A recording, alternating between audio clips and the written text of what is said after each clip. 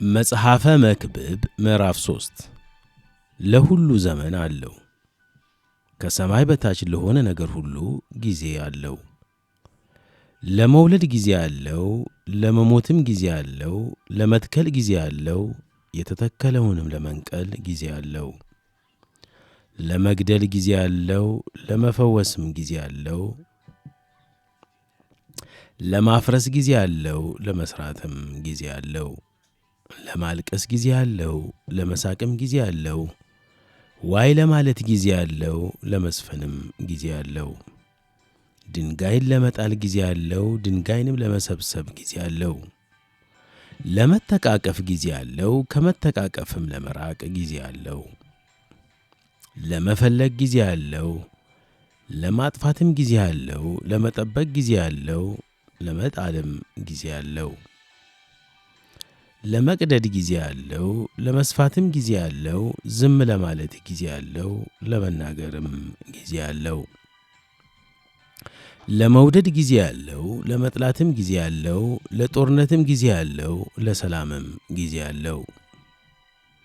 ለሠራተኛ የድካሙ ትርፍ ምንድን ነው? እግዚአብሔር ለሰው ልጆች ይደክሙባት ዘንድ የሰጣቸውን ጥረት አይቻለው። ነገርን ሁሉ በጊዜው ውብ አድርጎ ሠራው። እግዚአብሔርም ከጥንት ጀምሮ እስከ ፍጻሜ ድረስ የሠራውን ሥራ ሰው መርምሮ እንዳያገኝ ዘላለምነትን በልቡ ሰጠው። ሰው ደስ ከሚለውና በሕይወቱ ሳለ መልካምን ነገር ከሚያደርግ በቀር መልካም ነገር እንደሌለ አወቅሁ። ደግሞም ሰው ሁሉ ይበላና ይጠጣ ዘንድ በድካሙም ሁሉ ደስ ይለው ዘንድ የእግዚአብሔር ስጦታ ነው። እግዚአብሔር ያደረገው ሁሉ ለዘላለም እንዲኖር አወቅሁ።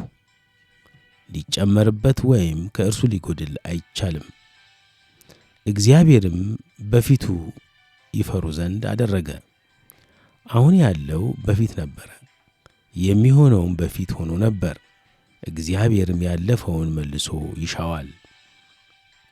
ደግሞም ከፀሐይ በታች በፍርድ ስፍራ ኃጢአት፣ በጽድቅም ስፍራ ኃጢአት እንዳለ አየሁ። እኔም በልቤ በዚያ ለነገር ሁሉና ለሥራ ሁሉ ጊዜ አለውና በጽድቅና በኃጢአተኛ ላይ እግዚአብሔር ይፈርዳል አልሁ።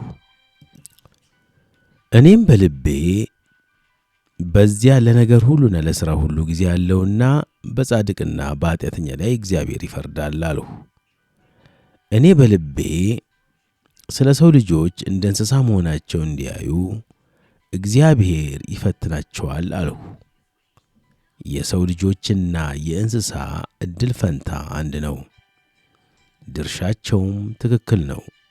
አንዱ እንደሚሞት ሌላውም እንዲሁ ይሞታል። የሁሉም እስትንፋስ አንድ ነው፣ ሁሉም ከንቱ ነውና። ሰው ከእንስሳ ብልጫ የለውም። ሁሉ ወደ አንድ ቦታ ይሄዳል። ሁሉ ከአፈር ነው፣ ሁሉም ወደ አፈር ይመለሳል።